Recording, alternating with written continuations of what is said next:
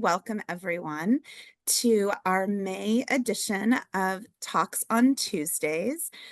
Today, we are really excited as a team to be able to share this information with you all on Introduction to Augmentative and Alternative Communication in the Early Intervention Setting. This is a part 1 of a part 2 series with Carolyn Sparrow and Sara Ware. They have a lot to share with us today, so without further ado, I'm going to go ahead and turn the session over to them to introduce themselves and then to dive into their session. So welcome, Carolyn and Sara.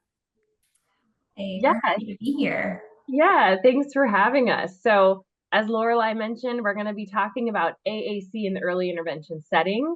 And just to review AAC first before we even get into it, as Lorelei said, it's augmentative and alternative communication for those of you who are new. And AAC really just means a variety of different supports that can support communication. And we will get into this later in the presentation. These are some different recommended practices that are aligned with our presentation. They're connected to these standards here, so just reference them as you go. And this is me, so about me. I am Sara. I have my bachelor's and master's in communication sciences and disorders from Westchester University in Pennsylvania. I have additional certifications for AAC and assistive technology. So I have a certificate in AAC from Stockton University. And then I have my ATP from RESNA, or the Assistive Technology Professional Certification. For me, I consider my strengths that are to be AAC advocacy, coaching, education, and community outreach, and AAC assessment and consultation. And next, we're going to look at Carrie and Carrie's background. Hi, everyone. My name's Carolyn. I also go by Carrie. A little bit about me. So I have my bachelor's and master's in speech language pathology from Old Dominion University.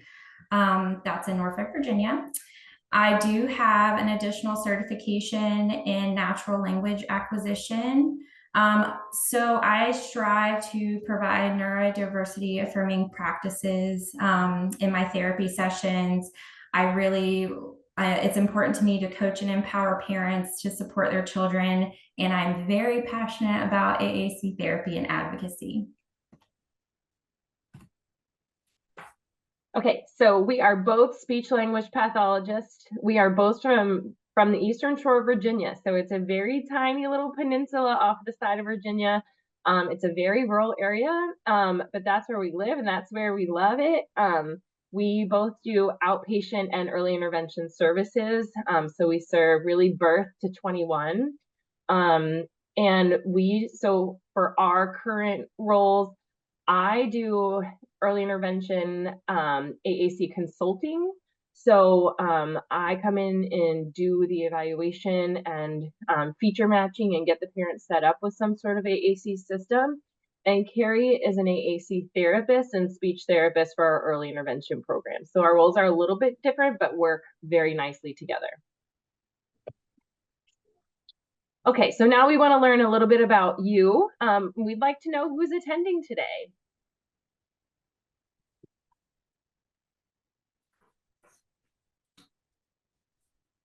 So this should be a poll.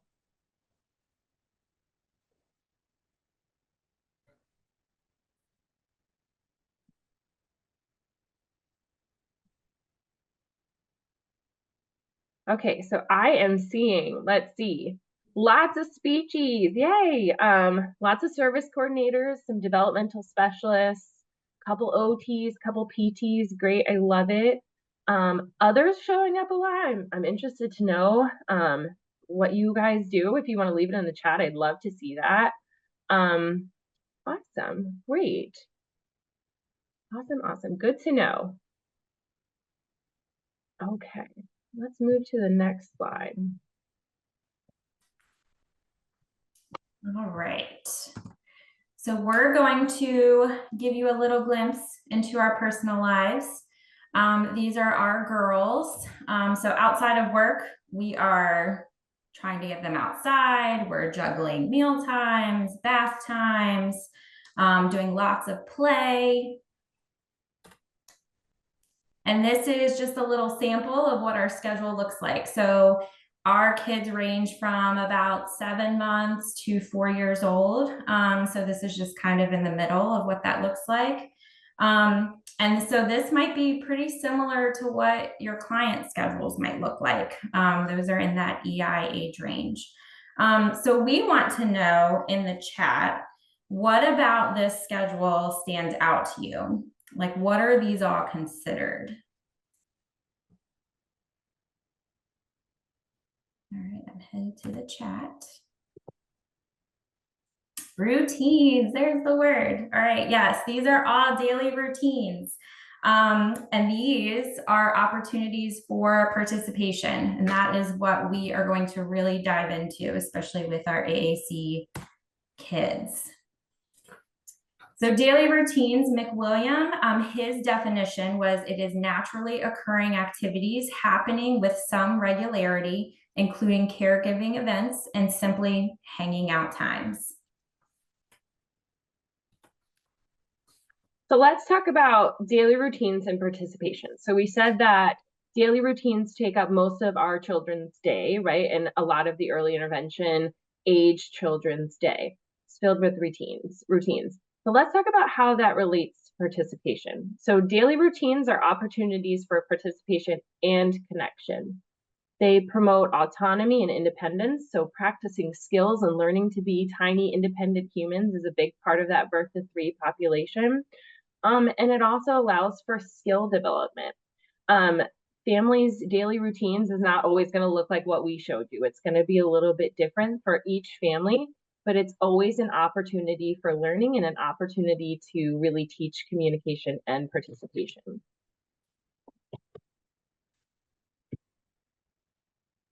So, oops, I'm sorry. Hold on, let me go back. Okay, so what are some examples of how a child may communicate to participate in daily routines? Leave that in the chat for us. So for me, my daughter likes to choose her clothes and is very adamant about choosing clothes. Yeah, so pointing to things, vocalization, making food choices, often making choices of different things, right? Saying I need help, crying, grabbing, right? Those are all ways that children can participate. It depends on their age, obviously, and it will look, again, different for each child and where they're at, whether it is gestural use or AAC use or verbal communication. But yeah, some things that came to mind, choosing clothing items, choosing snack items, telling you what they want and need, right? Yeah, handing desired items to the parent, bringing you items, right? Those are all examples. Participating in play, just some back and forth exchanges in play. Those are all examples of how children can participate in daily routine. Again, all these are opportunities to promote independence and autonomy. Thank you for your responses. They were great.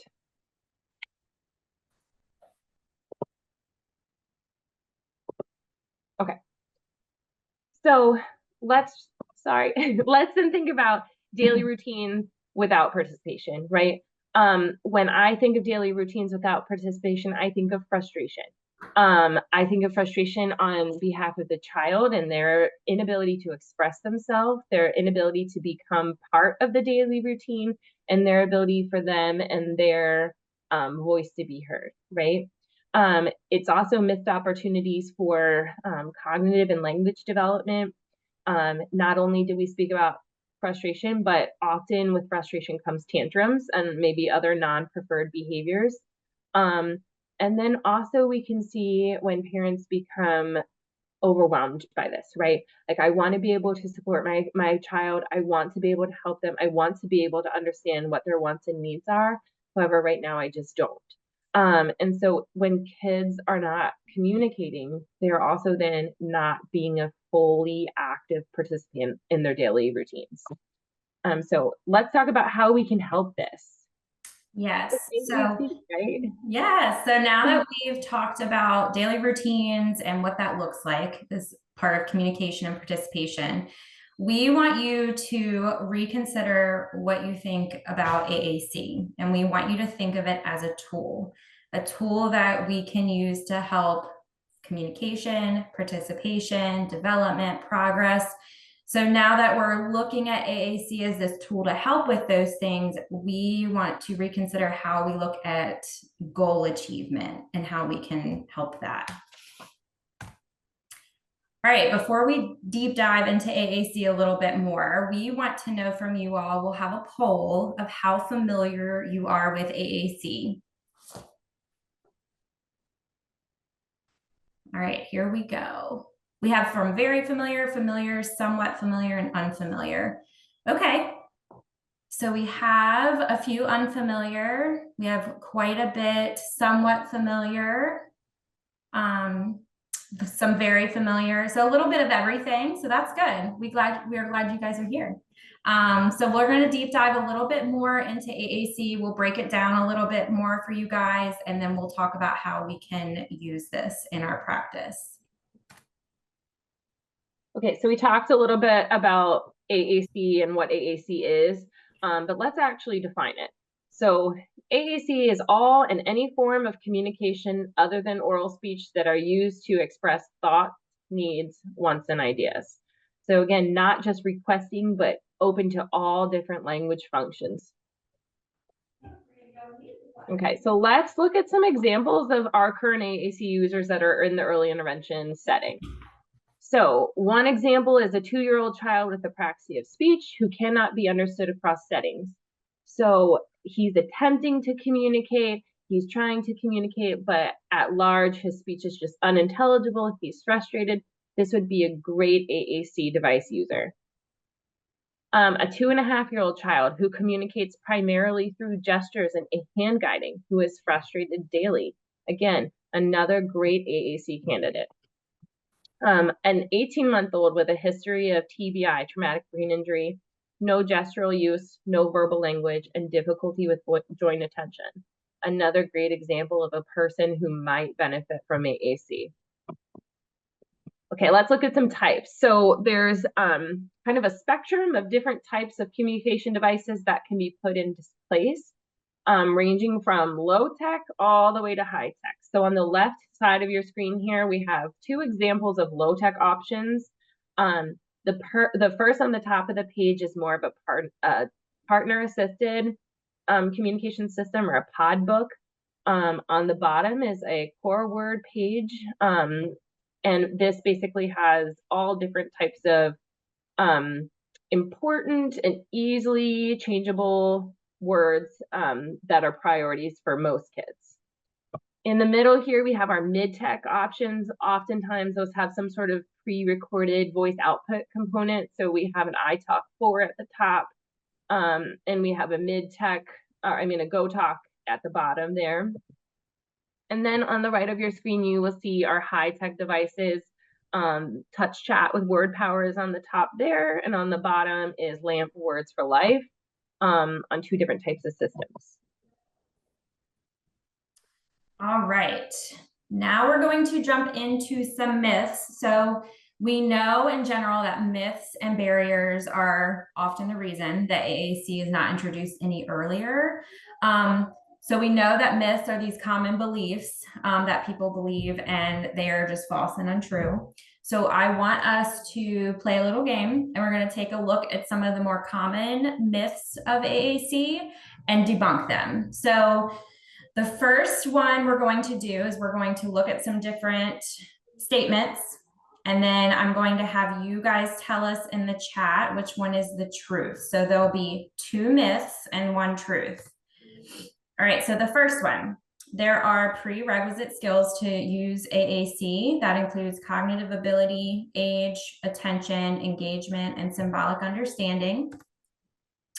AAC is a last resort, and AAC is best implemented early. So we want to know in the chat, which one is the truth? Yep, I'm seeing number 3, AAC is implemented early. So we know from Romsky and Sevchik They told us to look at these individuals that have sensory differences. They might not be able to demonstrate these cognitive abilities that they're talking about here without given access to AAC. And that AAC does support language, and it's critical to overall gains in cognition. So AAC implemented early, we know from David Off, and that's 2003. We have our citations here at the bottom if you would like to go back and look. That implementing early maximizes potential. It can be the key to development of language, literacy, communication, and cognitive skills. So now that we've gotten used to that, let's try another one. All right, again, there's 2 myths and 1 truth.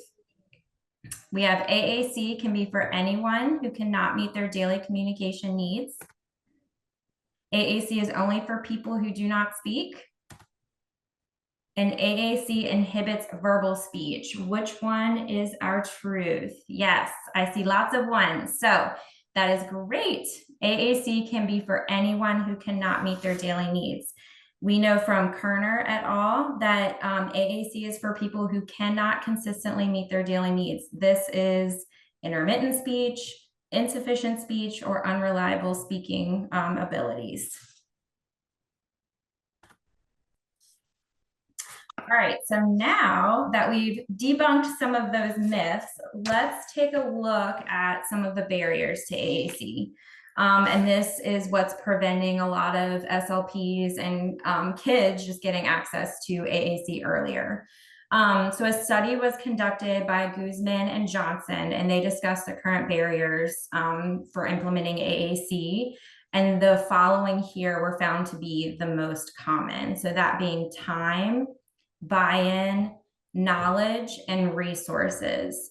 So the reason we bring up these common barriers is because there is power in knowing what is preventing us from getting access to these AAC access to these kids earlier.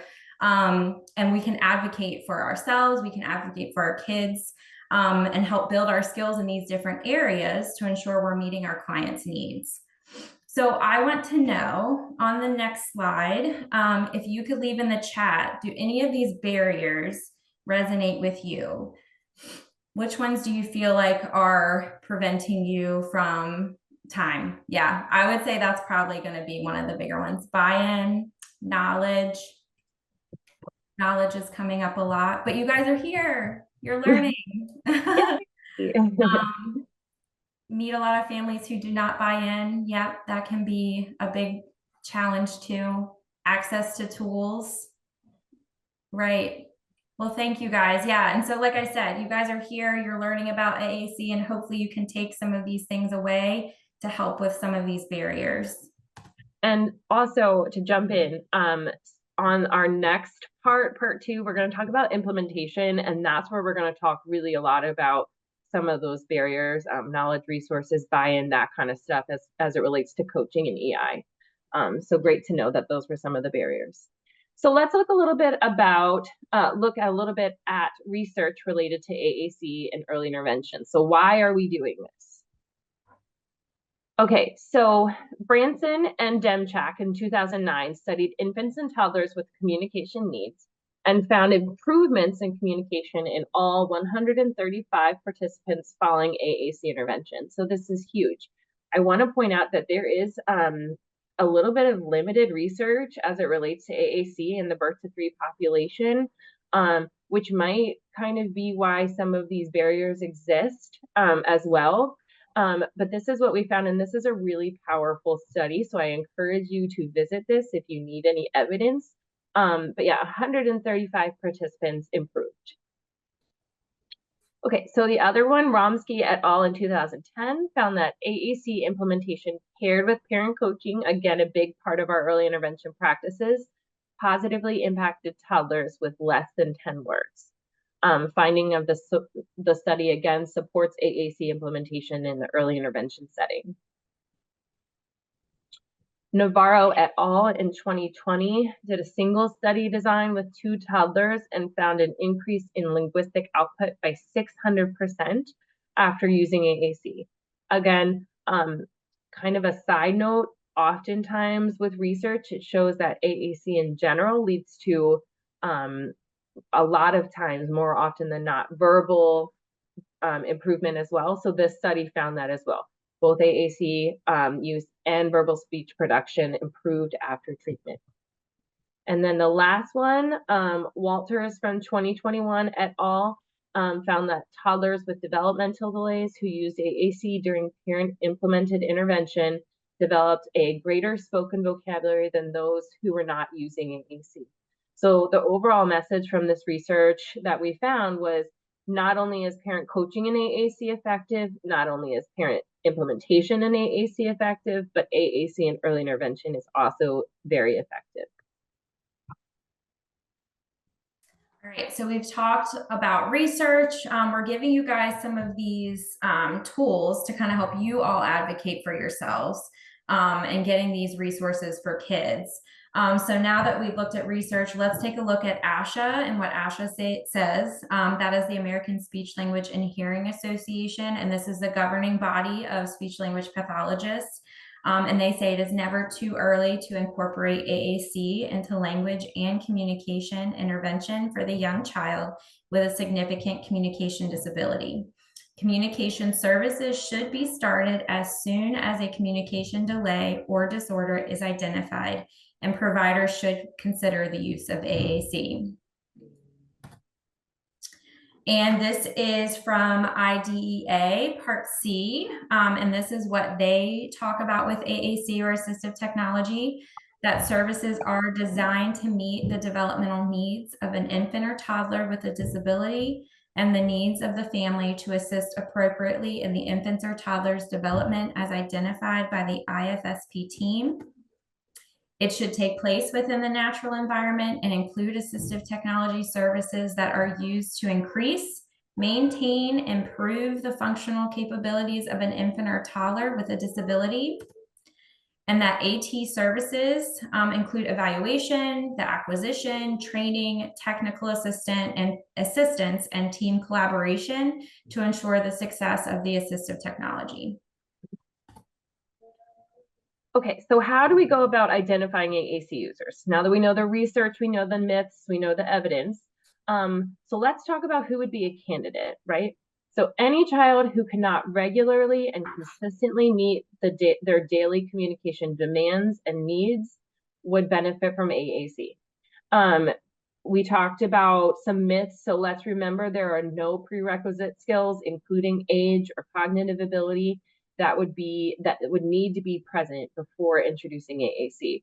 So anybody who cannot meet their communication needs and are not, for their developmental level, would benefit from AAC supports.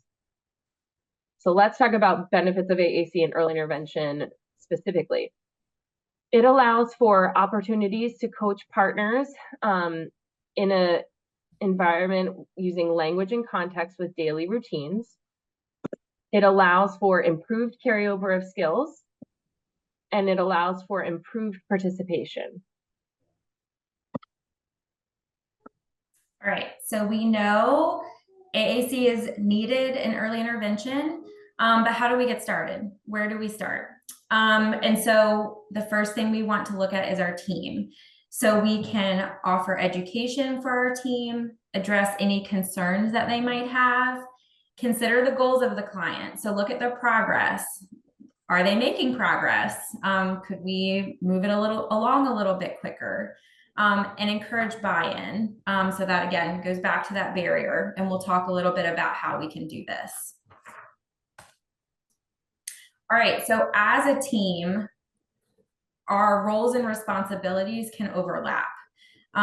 Even though we have different domains, we can work together to make this a dream team. All right, so we want to identify AAC users. This is the roles and responsibility of everybody on the team. This goes back to offering those educational opportunities so your team knows how to look out for those things, and we'll talk about that. This is initiating those conversations and educating parents. Again, this is everybody on the team starting this. Supporting parents through the process. It's a lot. AAC is a lot. We know that as professionals. So for a parent, it can be a huge barrier because it's overwhelming and they're already probably overwhelmed in their daily life. Supporting the assessment process. So explaining how everything works, going through the steps with them step by step, and carryover of communication in different activities. So again, we know how to do that. We're working in their natural environment. So how can we help support AAC across their daily routines? Okay, so oftentimes when we talk about getting the team started, it's really helpful to have a handout, or it's some sort of tool to provide people with, or to even have in your back pocket that you can use to help you find appropriate AAC users. So you can use the QR code to, open up your camera, use the QR code to access this handout, but it's also going to be in the slide notes. But this is the AAC Finders Checklist from Assistive. It's a really wonderful checklist that kind of walks you through different skills and skill areas that may be of concern for a particular client. So as you go through, you can fill this out as the speech therapist, as a team member, along with a parent, and really work to identify, is your client or your child doing these skills, yes, sometimes, or no. And what we're looking for is patterns where, again, this child is unable to meet their daily needs as far as communication goes. They are unable to communicate across environments and settings to meet their daily demands. So that's a really wonderful resource. All right, so now that we've talked a little bit about how to get started with the team, we also want to know how we can get started with parents. So this was a handout I created that helps kind of figure out where you can start that conversation with parents.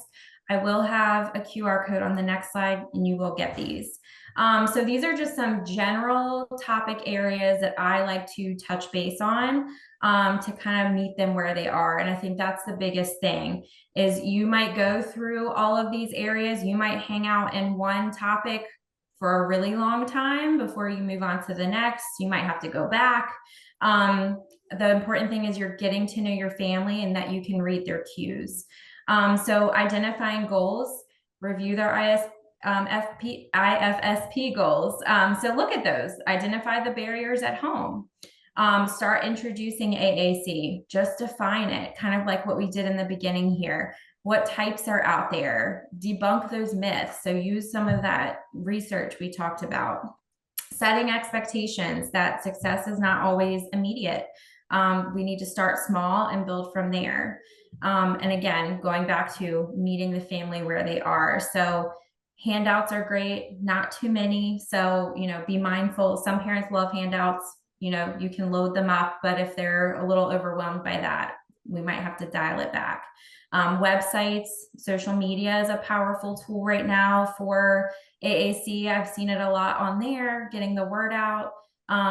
If you have another parent in the program who's willing to have parents reach out to them if they've gone through the process, that can be really powerful because again, they can relate to them. They've already gone through the process. So I'm going to leave the next slide on for about 5 seconds. So if you want to get your phone camera out and take a picture of the QR code, you can download that. And I think they'll have that for you as well. And while we're doing that, I am going to introduce the next slide, which is a video from our service coordinator, Helen Pruitt. She is so passionate and so great at what she does. And so I was able to interview her. It's a very small clip of the interview just for time purposes, but I asked her about like how she becomes or starts the conversation with her parents about AAC and what that looks like. So without further ado, here is Helen Pruitt. My name is Helen Pruitt. I'm a service coordinator with Early Intervention on the Eastern Shore of Virginia. I have a background in psychology and nursing. I've done a variety of things and have landed in the world of birth to 3 years old. And, just feel very passionate about being able to help these young kids with developmental delays. Awesome. So when we talk about AAC and early intervention and getting the conversation started, often you are part of that process. So can you explain how you might get the conversation started with candidates for AAC and their families? Sure. So usually it comes to me when, I'm trying to think of all of the things that a particular child might need. If it's just a language thing, or if there's other things going on, and, really just kind of racking my brain thinking what would help this child develop, smoothly and easier, what would make the process easier. And so, I will present information about it, especially when kids, just when you see kind of the long road ahead of them. And families are, the biggest thing is they want their kids to talk. And so I feel like when I introduce, when I start talking about the things that we have to offer through early intervention, AAC is a biggie for my population. Sure. Do you feel like it's been well received so far? I do. I feel like families have a lot of questions about it. It's foreign, even though it's not really foreign. It's foreign when you start talking about it in, the context of therapy. Sure. Yeah.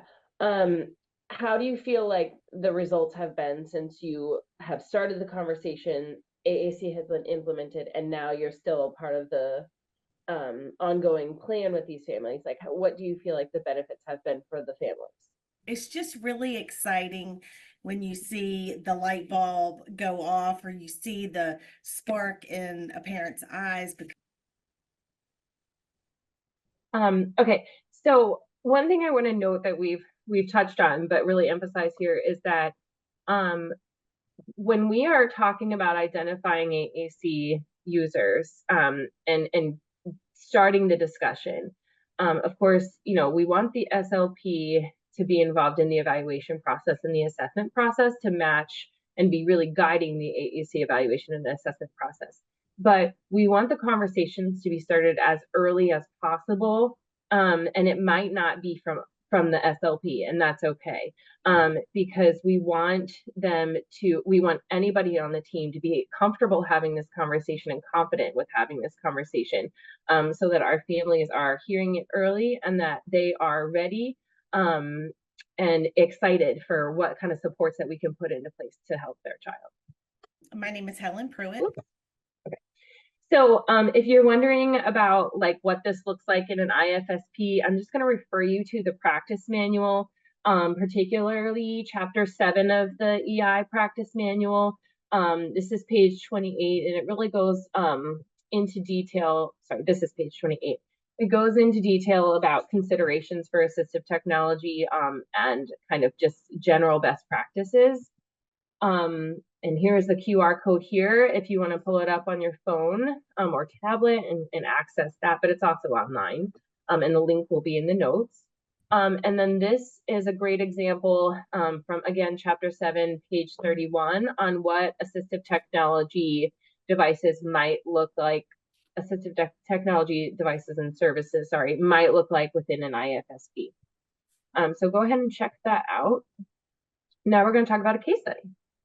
All right, so next is our case study, and we are going to kind of take you through the timeline of this little friend, with the first being his current communication needs and concerns of parents. So he's 2-year-old male with a developmental delay. He communicated with ah. That was the only sound within his repertoire. He did not attempt any communication, did not initiate any interaction, unaware of communication breakdowns. He attempted at times to imitate gestures, and no true words. Mom's main concern was, again, being able to tell her his wants and needs, and safety is the big one. And I feel like recently I've heard a lot of parents bring up safety being their main concern, and when they go to school. All right, so next We did an AAC trial. So this is a video that I'm going to show you. I do want to tell you that this is part of a trial. So again, this kid, what I just described was how he communicated. And this was introducing him to AAC. This was in a matter of a few weeks. I'm not putting a lot of demand on him. I am letting him explore it. He has preferred interest in vehicles. He loves them all. So we hung out on that page a lot so he could really have fun and listen. So I want you guys to see kind of how I introduce it and see how he explores it, and listen to him as you watch this video.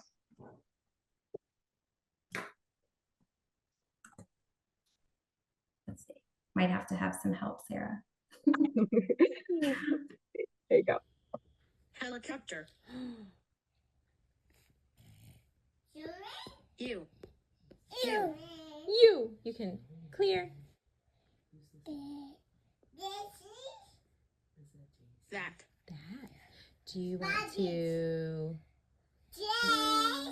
Choose. choose? Help. You want help? Help.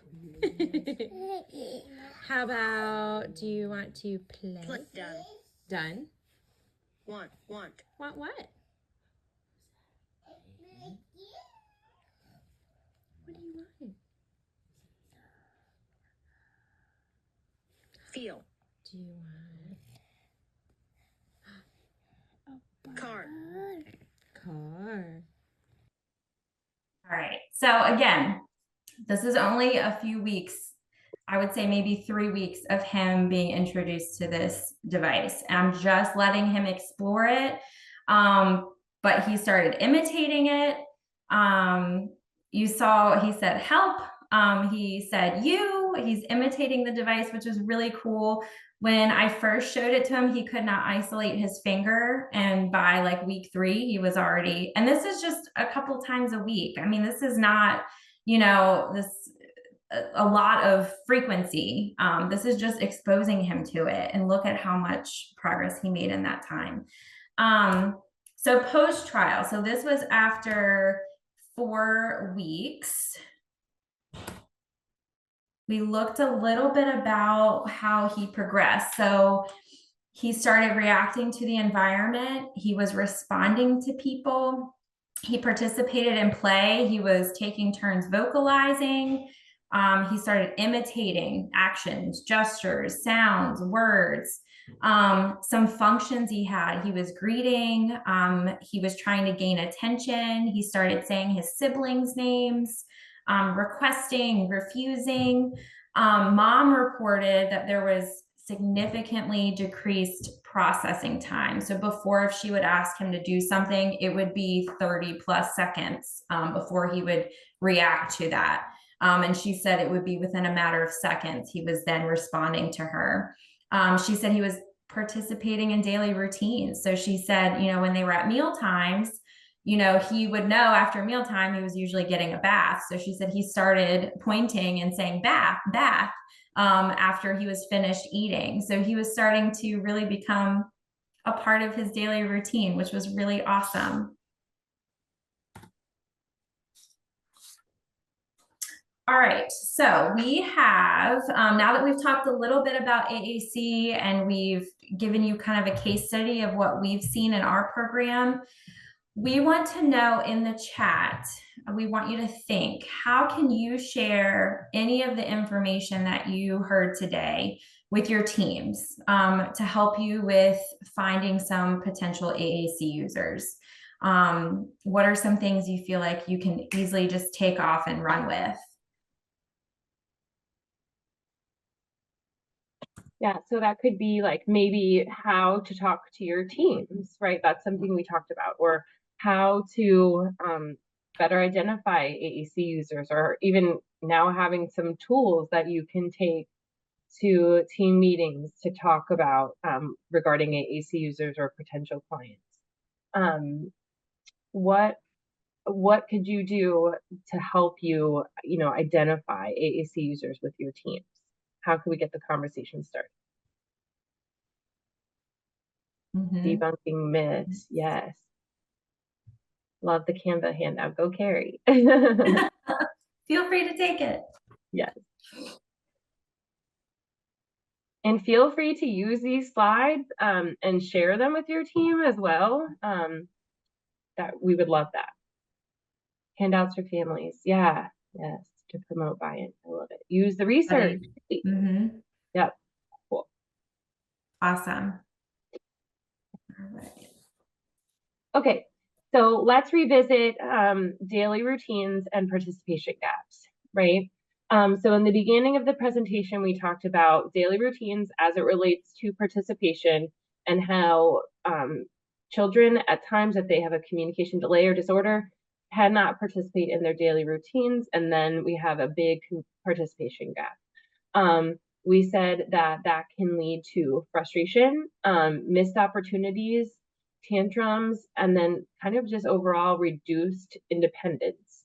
But now we know about our tool of AAC and how it can help these children. So let's talk about our takeaway messages from today. So leaving today, we hope that we have kind of highlighted the following points. And that is that AAC is best implemented early. There are no prerequisite skills to AAC, including age.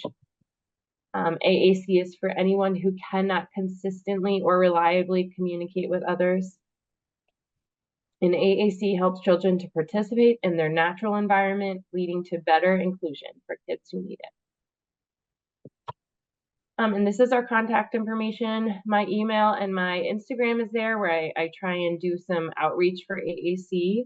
And contact us if you need any consultation for your programs. Thank you, Sarah and Carrie. We do actually have a few minutes. You guys were awesome. You rocked and rolled. And now we have a little bit of time left, which is a real treat. If anyone has any questions that they'd like to stay on for or listen to others ask questions of Sarah and Carolyn. If not, do you guys mind just going to the next slide? I just want to let everybody else know about so you attended today. If you're registered for today, that means you're registered already for part 2, that first Tuesday in June. But you can also, new folks can register. So if there's a colleague, if there's a family member, anybody else who'd like to attend, please do share the opportunity with them. And then the next slide just lets you know that you should have a email in your inbox with a survey about today's session, and then that will allow you to, once you've completed the survey, you'll be able to download your certificate for participation. But I'm going to hang on and see what kind of questions are here for Sarah and Carrie. For those of you also who have questions, please go ahead and add them to the chat.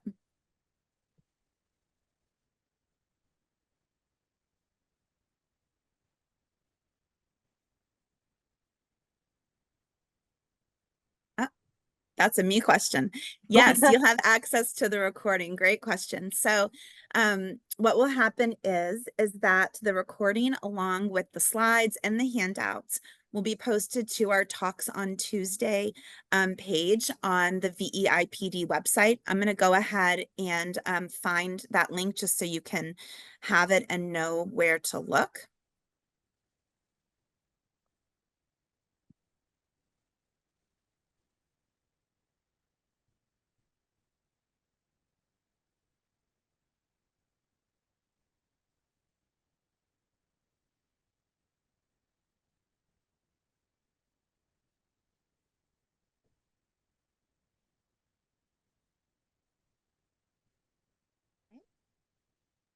Looks So like there's a couple of other questions too. Sorry, Lorelai.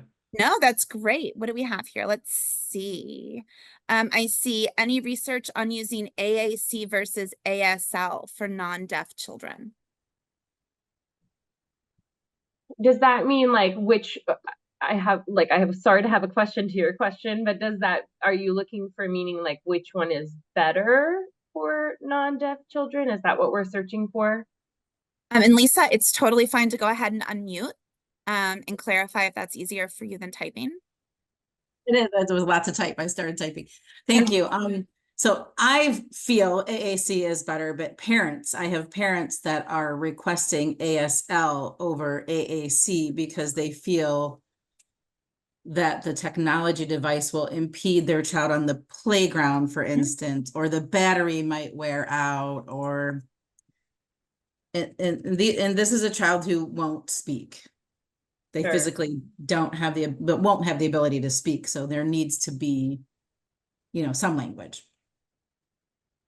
So I would say what I would be searching for would more be like talking to the family about what the communication needs are, right? So like, and then also what the client presents like. So for example, when we consider like ASL versus AAC, there's a lot of considerations that go into that decision making, particularly like also what the family wants, what the child's abilities are, what they would be better matched with one or the other. So I think that is a lot of client specific information. I haven't necessarily come across a resource, maybe that's like AAC versus ASL, because I think it's very client specific. Carrie, would you agree with that? Yeah.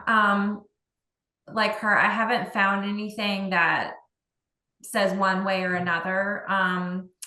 But I would agree with Sarah, maybe go back and take a look at maybe even just the finder's checklist and kind of go through some of the functions and ways that we communicate and see how he's meeting his current needs with how he's currently communicating. Yeah, and also like what kind of progress the child is making. Like there's a lot of different things to consider when we're looking at like what supports to put into place. Progress being one of them. Like, have we tried ASL? And if so, like what has the success been or not? And then like again, parent preferences. I'd like to know maybe more about why they want ASL and what or not, or AAC or not, and what their wishes are. Because at the end of the day, the parents are an equal part of the team, right? They're an equal member of the team. And so we really need to be considering their wants and needs as well as what we bring to the table. So that's an important thing to kind of dig deeper on and really understand where they're coming from with that. And then maybe troubleshoot, maybe try some things and see how it works. Trying some low tech, trying some high tech, trying some total communication approach. That could be another thing where we do some signs and we have some other forms of communication. That's always we're combining them all. I just This is like a request. I want to go to school where they do ASL, and we just feel like that's limiting the child's communication partners so much. Yeah. So that was the only, but I thank you for your resources. They are helpful. Good.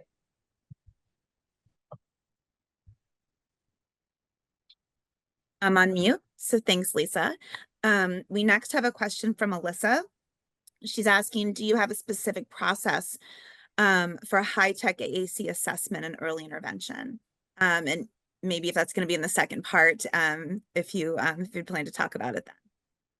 Yeah, so for the purposes of these presentations, I don't go into AAC assessment because that is a whole other kind of conversation. There's a lot of not only like technical components that go into that, but also like feature matching components that go into that. As my own practice, I do mostly information gathering, feature matching as part of the assessment. So there is a process that I go through, but it does look a little bit different for access demands, client needs, etc. Carrie, would you agree with that? Yeah, I would agree. And it depends on what you have access to, the companies you're using. Like it can really just open up that could be a whole topic in itself. We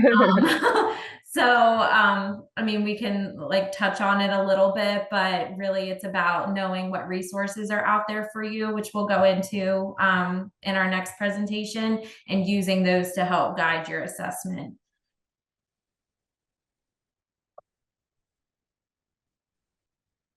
Alyssa, does that give you enough information, or do you have a follow-up question? No, that's good. Thank you so much. All right, terrific. And if there's Okay. any specific questions, feel free to, about something else that comes up, just feel free to email us. Yeah, and just remember too that you guys do have the slides, so you can also go back and find their contact information there as well. And thank you guys for being such powerful advocates for families in early intervention and for providers to help get this increase the availability of AAC in early intervention that birth to 3 age group. It looks like we don't, let me just check and make sure. Oh, I got it, thanks. Okay, so it doesn't look like we have any other questions right now. So we'll just go ahead and say thank you so much. We're really excited for part 2 to dig into some of that implementation. And we will just see everybody back here same time next month. Awesome. Thank you Thank guys. you.